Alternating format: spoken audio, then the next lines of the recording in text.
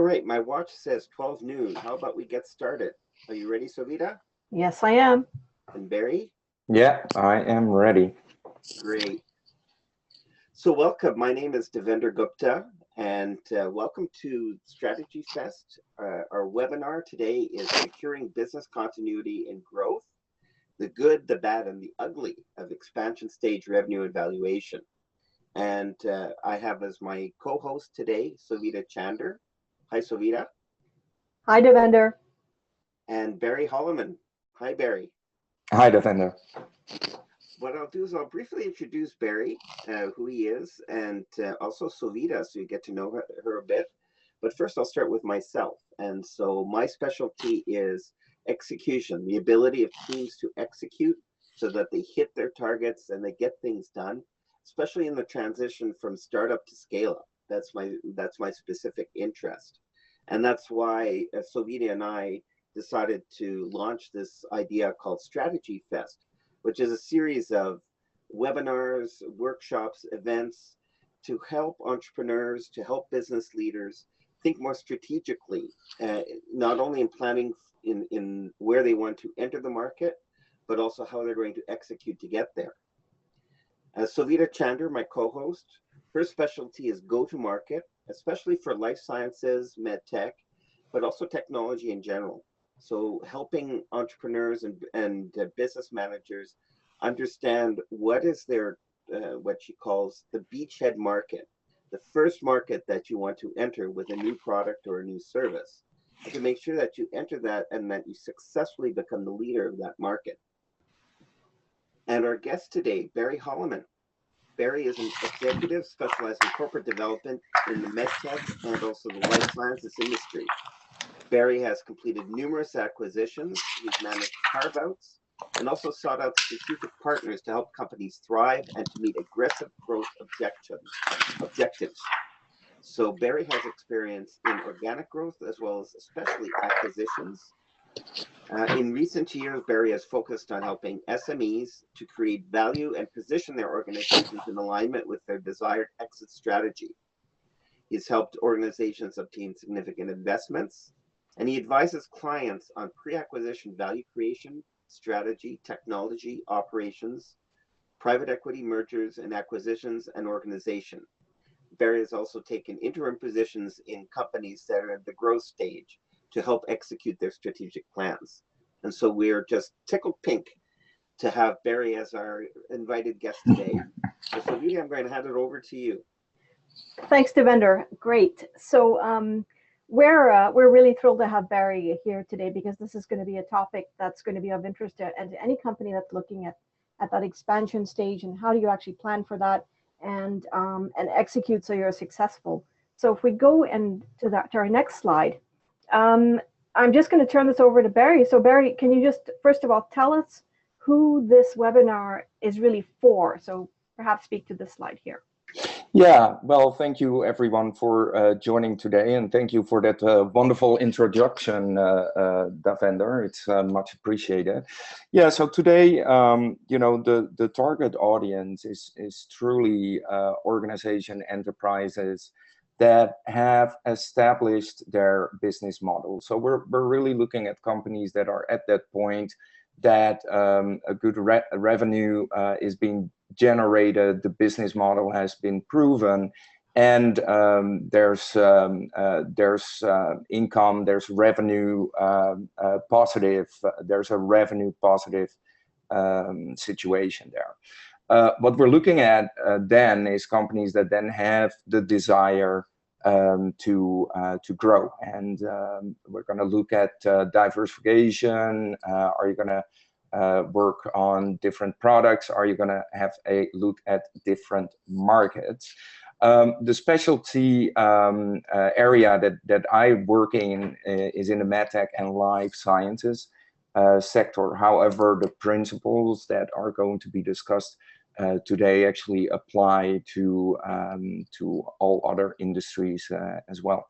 And obviously there's a decision that we're going to talk about as well, and if you identify yourself with that, even the better. Is there going to be an investment requirement for the expansion that I'm actually trying to achieve, or am I going to do this through organic growth? So that's kind of the area then, and typically, you know, I look at companies that have a established revenue of about $2 million up to $25 million. So that's kind of the target enterprise here. Sovita. Great. Thanks, Barry. So essentially, they've gotten to the point where they've really nailed it. What's their next step?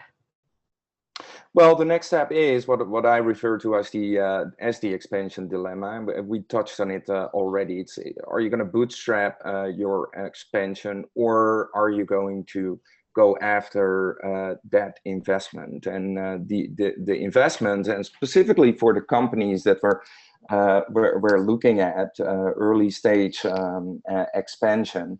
There's a certain pride that we see as well as getting to that revenue positive area there, and then the requirement for investment to go further has implications for the organization, and that could potentially hurt. But there is obviously a need to actually grow, and specifically for technology companies, growth is not an option. The objective should be to be this new leader in an existing market, or to become a leader in a new market that has to be developed. And how are you going to do that? That's what we're going to talk about today. So what is a good planning framework to apply to actually get you through that dilemma, but also make sure that you are carefully planning your next steps. And what we're going to address today, if you follow these guidelines, I would say, or adapt that model, we will actually see that some of these tough decisions are going to be made manageable. Okay, and this is kind of a highlight of a model where we're gonna end up, which we refer to as the plan for success, and it's a continuous planning frame work that we're proposing here. So if you look at this screen, what you would see is immediately the strategic planning iterations. And throughout the discussion and the topic here today, we will talk about that, and we will talk about the importance of actually quantifying your objectives in a strategic planning session, and then also with iterations, measuring the success where you are at, and correcting the course if so required. So there's a number of elements that we will dive into a little bit in more detail later on that play into strategic planning. For example, your product readiness, competitor activity. We'll focus on that. But we definitely are going to get to that point where all these elements are going to be quantified, and we're going to make them measurable in order to actually plan the work that is ahead of you. So that's where we're at. So we obviously will come back to this plan at the end of the presentation, and it will come more to life as we go through the slides here. Sovita? Okay, great. So Barry, you've given us this preview of the framework that you use for strategic planning. Do you have an example? Maybe we can kick this off with an example of what happens when you don't apply the framework, so we can sort of see a before and after. Well, I happen to have prepared that, Sovita. So here's a case where I was working with a medical safety equipment manufacturer with a growing base of business in Quebec and Ontario, and they had an established revenue of around $3 million actually. And there was a promising development with a major US based distributor, and in order to actually align the company with the market that US distributor was addressing, there was a requirement for some product modification. Now, the promise of this US-based distributor was very, very appealing, but unfortunately, a lot of the actual efforts of the organization were directed to what we refer to as the big fish. Okay, we have this wonderful lead. If that relationship is going to work out, it's going to be fantastic in an outcome perspective for the organization. However, here you're looking at a situation where the company had not yet put together the contract with that US-based distributor, needed to prove that the product was actually available to do that modifications, and had not necessarily figured out, okay, apart from this large distributor that could help me out, what are the other demands or potential channels that I could tackle the US market with. A lot of focus went into actually the necessary product modifications and managing the relationship, which resulted in growth stagnation in the existing market, and no results in the new market, in a sense that the relationship with that US-based distributor never came to the actual fruition. So this is just an example, Sovita. Like you said, we talked about the good, the bad, and the ugly here. This has been an ugly experience for that organization, and specifically because it resulted in a stagnating kind of revenue in the existing market, and it could have been prevented. And that's what we'll get back to this a little bit later on. Okay. That's a great example, Barry, of what happens when you don't have that planning and the continuous planning framework. So if we think about this initial situation that this company would have been faced with, they'd nailed it in their market, in their initial. Absolutely. Exactly. Yeah. Wonderful results. Yeah. So and they hadn't considered the strategies. So if we go back to the beginning and we think about, okay, what do you do with the framework to make it applicable? So maybe you can speak to that next. Yeah. All right, and that's it. So how are you going to actually, what are you actually going to apply to get to your expansion? And once again, I'm going to be repeating myself quite often here. It's all about the quantifications for you to truly identify where the opportunity is, and not only quantify if the opportunity actually represents certain revenue streams that you're looking for, but you're also quantifying what the opportunity is going to cost you, and you're quantifying what you believe the opportunity is going to deliver to you in terms of valuation for the organization as well. And that's an important strategic element that I promote always to include in your strategic planning exercises. So where do you feel that you have most opportunity? Is it the deeper penetration in the current market? Are there new markets ready for your product or service? Do you need to work on product diversification, expand on your portfolio, or are you going to get into product development and kind of deepen the capabilities that you have in your core product? And Sovita, I'm just moving on to the next slide here, which I think is okay, right? Yeah, please go ahead. Okay, good. And that kind of then gets you in that expansion dilemma as well. So, for example, you have that next product ID that you wanna bring forward, that's going to be able to have you enter a different market as well. How are you going to do it?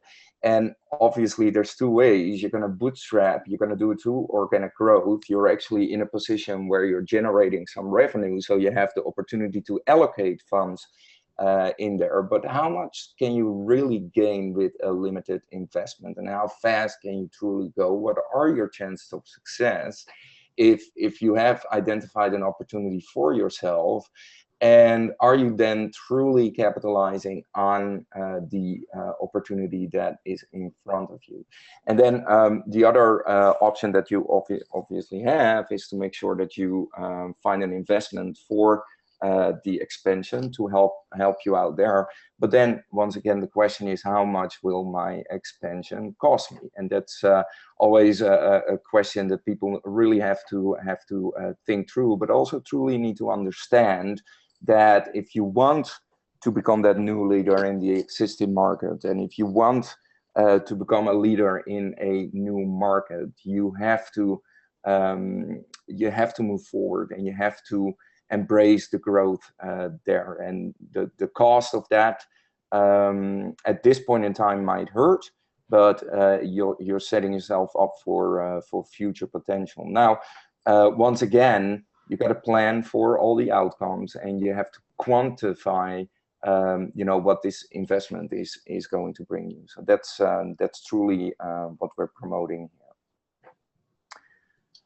Sovita, I'm just going to give an example to everybody here on that valuation impact, and kind of the I truly understand the nervousness that is there, especially when you're in that situation where you're profitable and you got it. So let's take this example here, where your current revenues are about $2 million, and you are the sole owner of the enterprise. So that means that you have that 100% here. Now, we could say that pre-money your valuation would be $5 million, and in order to fund your expansion plan, you would require $1,250,000 to execute the plan that you have developed. So post money, that would mean we're looking at a $6,250,000 valuation, which would actually bring your ownership down to 80%, which in this particular instance would make sense if you look at your expected future state, where you have your projected revenue at $6.5 million, which here, just for the example purposes, could mean a valuation of $20 million right there. So even though it hurts at this point in time, then we also have to understand that this will inject for your future state, and when you need that growth, and you need to accelerate, and you want to get into those positions that we refer to a couple of times, it is truly something that you need to consider. But you got to understand what you're bringing to the table. You got to understand, once again, what your plan is costing, what the potential gain is, and later on you got to iterate and reassess and course correct of what you're doing there. This example is fairly straightforward, obviously, and easy to follow. And we do understand that when these percentages get lower, and we're starting to talk about actual control of the business, and where does control actually lie? I mean, those are important considerations. But just here, for the purpose of this discussion, I wanted to provide this simple example, actually, but also identify that you're looking at the expected future state, and that's why you would want to have some input there. Did you want to introduce this slide, Sovita? Yeah, in fact, I wanted to just sort of come back to the slide you talked about with valuation, and I think what this drives home is the importance of actually doing the planning so that you can hit that expected future state, so the investment actually bears the results that you're looking for. Yes. And then on the following slide, we're talking about value building. One aspect to consider when you're looking at that increasing valuation, what is the impact of each of your potential strategic actions? And Barry, there's some great findings here. So can you tell us a little more about them? Yeah, for sure. And you know, I mean, this is very specific though to healthcare startups and VC investments, and it's a research that was done by Bain and Company, which was released in 2015. But I think there's a kind of an important message here, and that is, once again, if you go through your strategic planning exercise, you are actually going to be very upfront about your strategic initiatives and what they could do to your valuation. And this is where it ties into how do you want to position your organization, what is your potential exit strategy. And what we're looking at this slide is actually what venture capitalists perceive to be true value building. So you see the categories there and how they scored, and obviously geographic expansion and being successful in a number of markets, you know, as an indicator here, provides you with you know, with good potential when you present your plans, and you will be able to demonstrate that you are pulling revenues from different markets. So these are things that you know, I dial into the quantification of your strategic plan, where you truly want to kind of engineer your value there and make sure that the strategic initiatives actually make most sense, and the impact when investment comes in, or the impact on the valuation of the organization in future is actually going to be optimized there. Great, great. So let's say you're raising a round. I know you keep coming back to quantifying your options, so tell us more about that. Well, when you're raising a round, you know, it's truly important that that you have good control over you know, what your future financial state is going to be. So it is a very significant part of the preparation for the raise, and you want to forecast a realistic opportunity in the sense of revenues that it represents, and you want to forecast the costs that are associated to it, which you know, if you have both of those elements ready, and you dive into that, you really understand what your investment required is to get to that. I think it's truly important here, the word realistic, and you know, I put that in there every time that I'm going through an exercise as well. We all do love to see the hockey stick, obviously, after a couple of years, but you know, in order for you to actually engineer a plan and put forward a proposal, I do believe that you want to have realistic opportunities. So when you're quantifying, when you're building your scenarios and your future state, you definitely want to look at those assumptions and the market potential that is out there.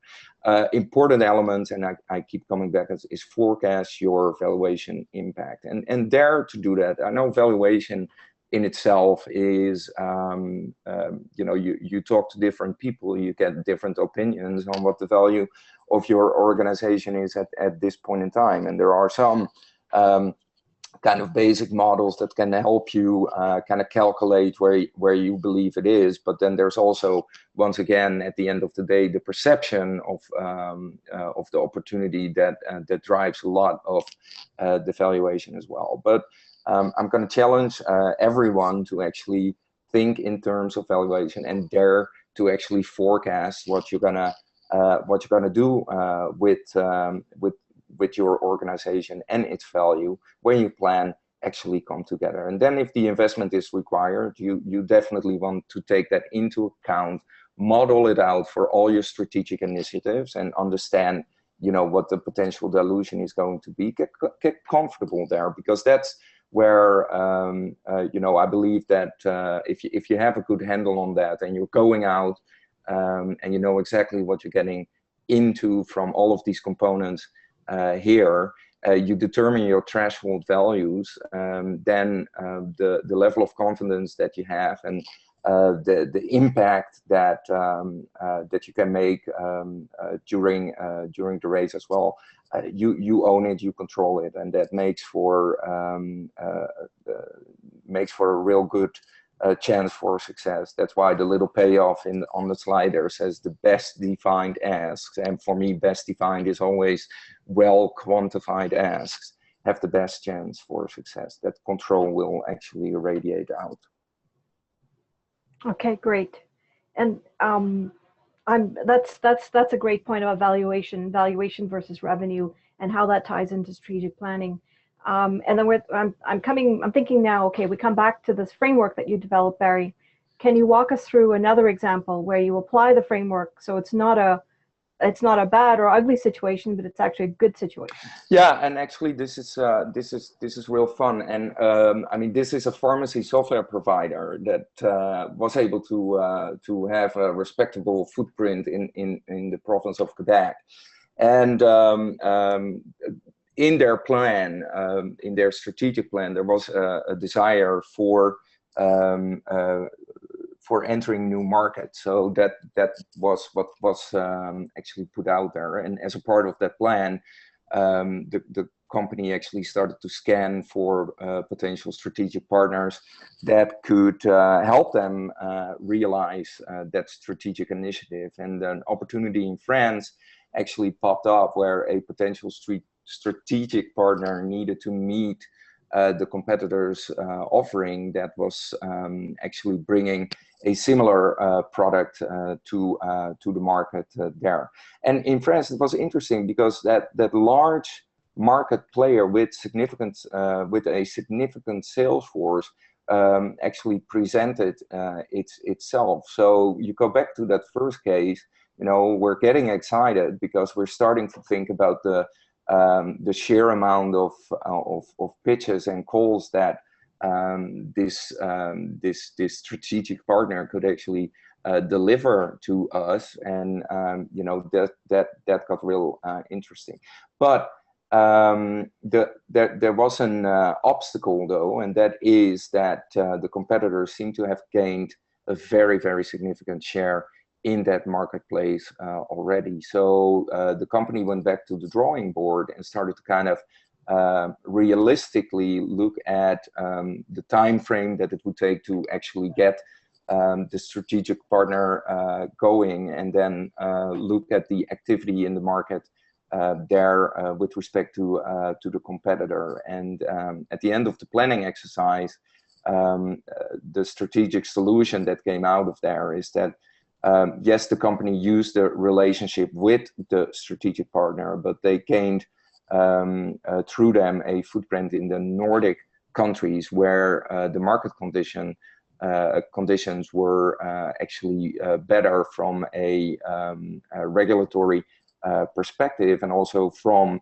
the lack of such competitor in those markets there. So that's where Sovita, as you had said, we're kind of getting back to that framework there, but that's where, you know, your continuous kind of engineering your strategic plan and quantifying your options actually help this company to make the right choice and do that very prudently.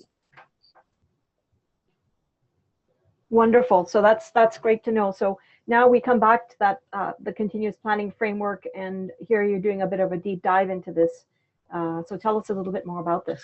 Yeah, and this, like you said, this was actually the slides that we're working at, and I just wanted to throw a couple of points out there as we go through strategic planning. There's obviously a ton of components that you actually need to inform yourself about, or you want to say something about it in order to make sure that your strategic initiatives are truly realistic. So it's an important exercise that you need to go through, and it's going to take a significant amount of time the first time around in order to determine what your strategic initiatives are going to be. But what I also, we're coming back to, hey, make sure that your strategic plan is alive and do what we call here these initiative delivery sprints. So set your objectives, measure them, and be real, let's say, religious about your iteration points, and make sure that within your organization you actually have them, and you revisit these information components that are actually in here. And I believe we will make this available as a PDF as well, so people can kind of have this checklist right there. But just to get a couple of there out there. And I know with the competitor activity, for example, there's a Me Too question mark.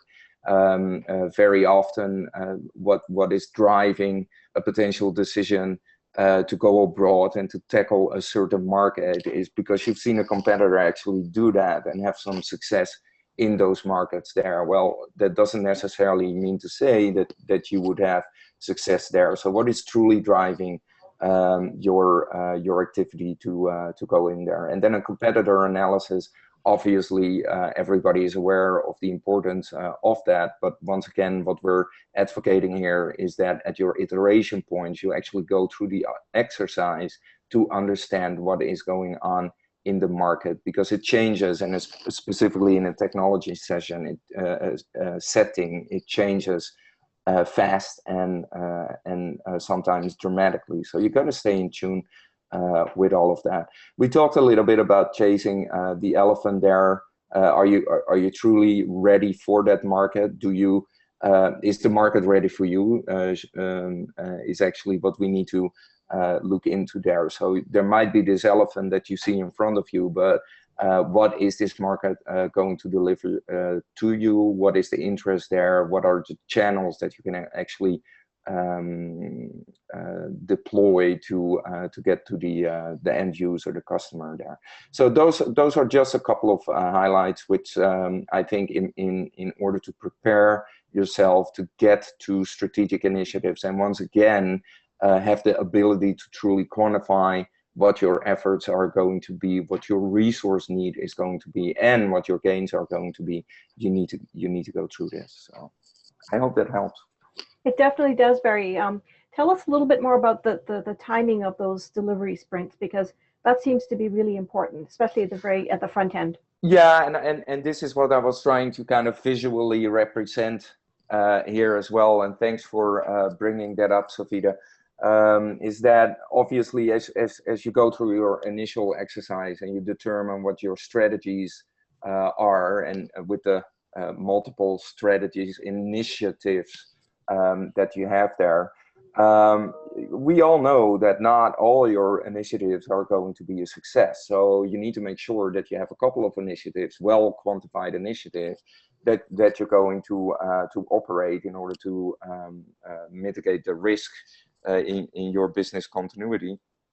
And at the beginning of such an exercise, it's really important that you kind of keep your delivery sprints at a short interval there, so that you can truly look at the early outcomes of what you're trying to put in place, and make sure that you can course correct or focus on one of the other initiatives that you had identified, and you would see that if you go through that some of these compete in these early, the initiative compete in the early stages, but later on, as you become more certain of the initiatives, and you see some preliminary results of what you had planned, then obviously the sprints, the time in between the iteration points can actually be a little bit larger there, because you have then determined that this initiative is going to yield success. But they don't stop, and that's kind of the importance there as well, because once again, you got to stay in tune, you got to stay connected, and reassess the initiatives there. Excellent, excellent. Yeah, that's so important. It's that continuous development. It's the continuous work and the continuous planning that makes a huge difference. And it's a commitment that that the company really has to buy into, because these things that you're seeing in front of you, like they're words on a slide, but behind all these items and bullets that you see there is significant effort that needs to be put in there. But so the company truly has to commit that time and resource allocation to get through that. But if you want to come out with initiatives that are meaningful, that are well quantified, that can help you actually be truly confident about the potential outcomes, it is an exercise that you have to go through. And the same goes for the iterations. You know, it is something that companies have to commit to do them, to course correct, and to see what is truly going on in the organization and outside of the organization to stay, you know, stay the course. Yes, and I couldn't agree more. And this is why Davender and I started StrategyFest. In fact, it's really about bringing strategy home and making it kind of a living thing, as opposed to a one and done or once a year event. So Exactly. this is an excellent framework for actually bringing this alive, making it come alive, and actually implementing it at the management level, and also pushing it out to the entire organization. Absolutely. Okay, great. Any final words, Barry? Where I think we have a question or two coming up. No, that's that. I think it's clear for me. I wonder if there are questions indeed. Yes, Oh, I have nothing to add at this point. So, yeah. Perfect. So I'll turn it back over to Davender, and he will field the questions we have and help us wrap up. We have a question from Daniel Plant, and he asks, Barry, did you ever see a situation where a product fails in a new market, and then the expanding company acquires an established company from that market? Yeah, I'm just kind of going through my Rolodex of projects there. It would be interesting to kind of get a better feel and understanding on what the market is. The answer is yes, but there you know, there are some significant kind of things and elements that then come into play, because at the end of the day, the competitor's product might have been just more suitable, or from a regulatory perspective might have been better for that particular market. However, if you want to get into that acquisition scenario, once again, obviously you do your due diligence and you understand what the potential revenue stream is coming to the organization. But depending on the size of the company, there's going to be a hefty you know, price tag associated with it as well. So the planning and the quantification that you need to do in order to kind of get the financing going to acquire such competitor, you know, is somewhat of a different beast. And I find that you kind of also shifting to a different category of investors that actually look at those opportunities as well. But yes, it's definitely done. Yeah. What this makes me think about is that this is more and more the strategy of larger companies. They'll do a little test just to see if there's interest by developing a product, and then after that they look to acquire a startup or a company that is starting to get some traction in that market, and integrate that startup into the larger company. And so it's true, but I mean, interesting.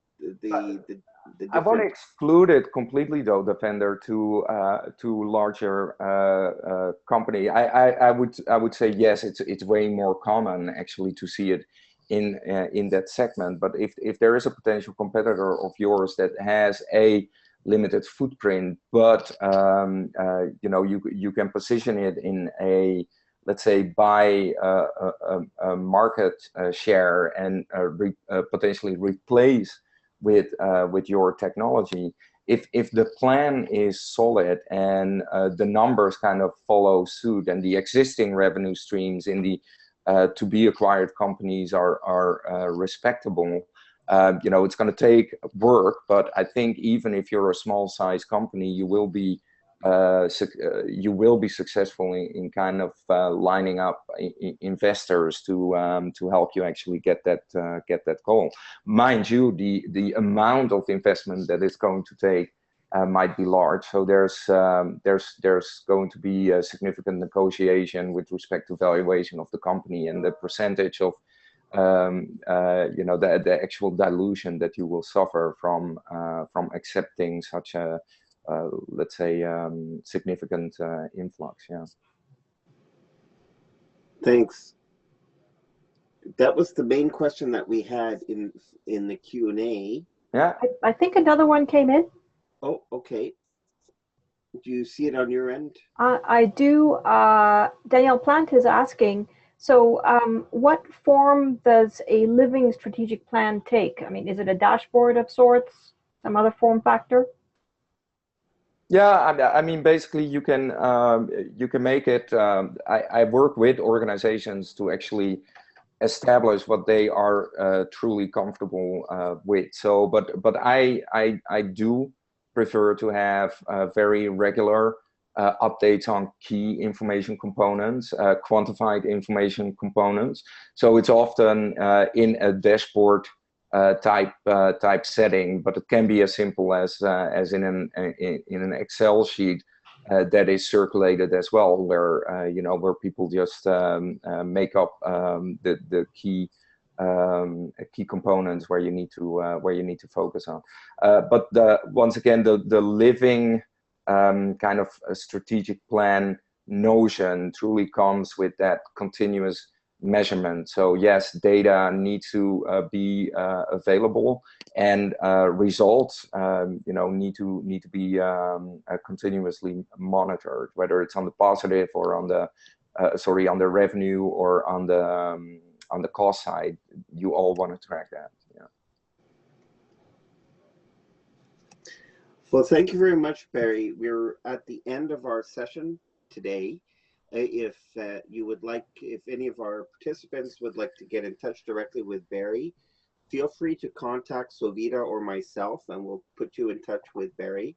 You can find our connection coordinates at StrategyFest.com, which is where we also list the upcoming events. We have a number of different events planned for the fall, and so please sign up on our newsletter, which is also available at StrategyFest.com.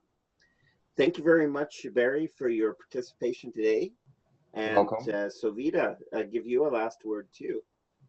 Well, I think this was an excellent session, and I think having a toolkit like this for planning both revenue valuation, but also strategy, that's really something that's going to become more and more important as we move forward. And just the final word, I would say I completely agree with Barry. Quantify your options. Thank you. Thank you to everyone. Thank you everyone for attending.